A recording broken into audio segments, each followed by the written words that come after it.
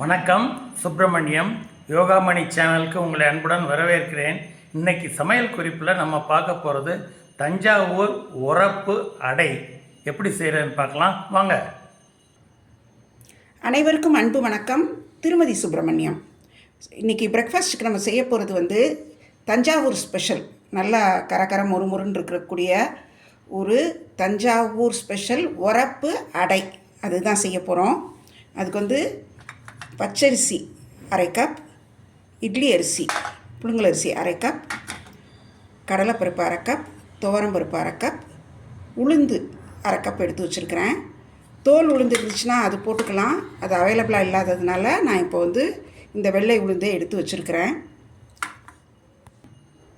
இது தவிர இதுக்கு தேவையான காரத்துக்கு மிளகா வத்தல் ஒரு 7-8 எடுத்து வச்சுருக்கிறேன். கல் உப்பு, சோம்பு ஒரு டீஸ்பூன், நறுக்கின வெங்காயம், தேங்காய் ஒரு 2 டீஸ்பூன் பல்லாக நறுக்கி வச்சுருக்கிறேன். அப்புறம் ஒரு 1/4 கப் அளவுக்கு தேங்காய் பூ துருவுனது எடுத்து வச்சுருக்கிறேன். பெருங்காயமும் எடுத்து வச்சுருக்கிறேன். கருவேப்பிலையும் கொத்தமல்லி பொடியை அரைஞ்சது ரெண்டும் சேர்த்து ஒரு 1/2 கப் எடுத்து வச்சுருக்கிறேன். எடுத்து வச்ச இட்லி அரிசி, பச்சரிசி, துவரம்பருப்பு, கடலைப்பருப்பு, உளுந்து எல்லாத்தையும் ஒன்றாவே சோக் பண்ணி வச்சுட்டேன்.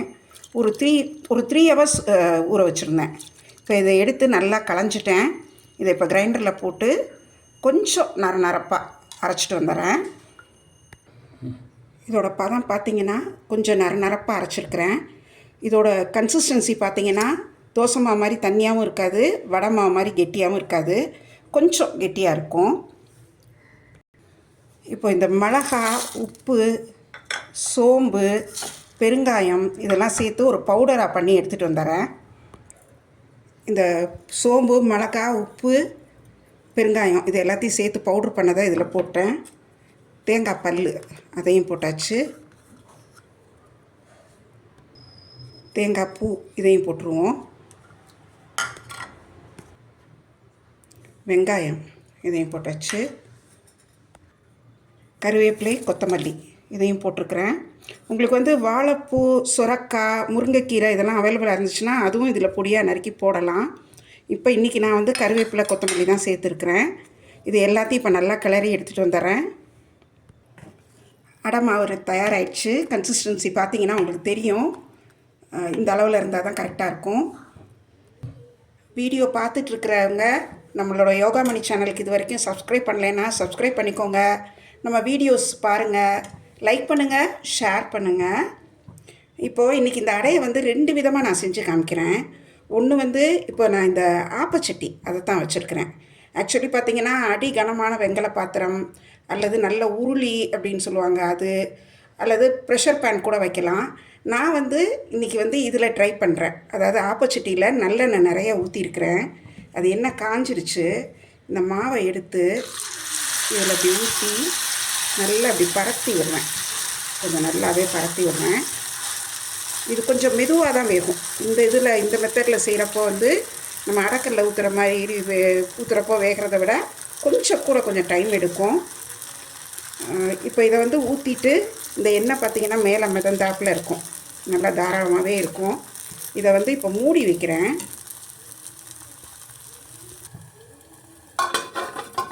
இது கொஞ்சம் லோ ஃப்ளேம், மீடியம் ஃப்ளேம் அந்த மாதிரி தான் வச்சு வேக விட போகிறேன். மூடி வச்சுருக்கிறேன். ஒரு பக்கம் வெந்தோடனே அடுத்த பக்கம் நம்ம திருப்பி போடலாம். கொஞ்சம் பொறுமையாக தான் வேக விட்டுருக்கேன் லோ ஃப்ளேமில். இப்போ இதை அடியில் நல்லா முறுமுறுன்னு ஆயிடுச்சு. இதை இப்படி திருப்பி போட்டு திரும்பவும் நல்லா வேக விடுறேன் மூடி வச்சு.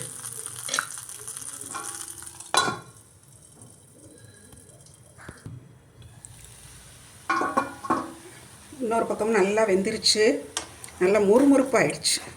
ஆக்சுவலி இது நல்லா ஒரு மாதிரி கரண்ட்டு முறுமுறுன்னு இருக்கும். பாருங்கள், சூப்பராக வந்துருச்சு. இப்போ இதை எடுத்து ஒரு தட்டில் வச்சிட்றேன். வச்சுட்டு நான் இன்னொன்று என்ன பண்ண போகிறேன்னா தோசைக்கல்லையும் ஊற்றி காமிக்கிறேன் உங்களுக்கு.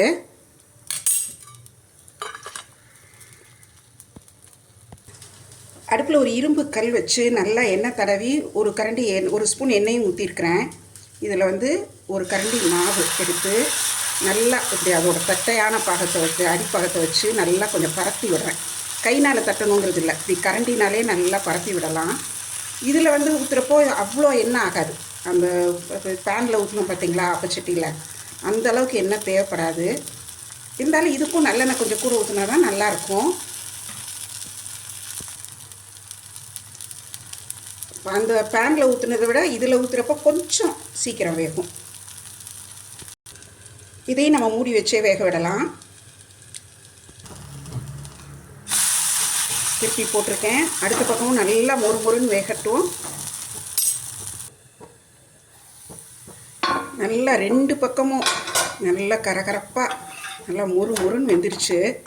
பார்த்தீங்கன்னா தெரியும். இப்போ இதை எடுத்து பரிமாற போகிறோம். இதுக்கு தொட்டுக்க என்னென்ன வைக்கலாங்கிறதும் காமிக்கிறேன் உங்களுக்கு. சூப்பரான தஞ்சாவூர் கர முறு அடை தயாராகிடுச்சு. இது வந்து அடைக்கல்லில் ஊற்றுனது.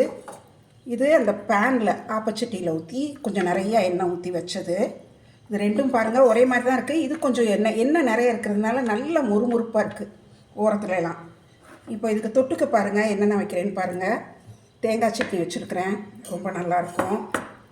நாட்டு சர்க்கரை, இதுவும் ரொம்ப டேஸ்ட்டாக இருக்கும். இல்லை வெல்லம் கூட தட்டி வைக்கலாம். அப்புறம் இட்லி பொடி, இது வச்சு நல்லெண்ணெய் ஊற்றி அல்லது நெய் ஊற்றி குழப்பி சாப்பிட்லாம். சூப்பராக இருக்கும். செய்து பாருங்கள். நல்லா ஒரு டேஸ்டியான ஒரு பிரேக்ஃபாஸ்ட். கொஞ்சம் ஹெவியாக இருக்கும், அதே சமயம் செய்கிறது வந்து கொஞ்சம் பொறுமையாக செய்ய வேண்டியிருக்கும்.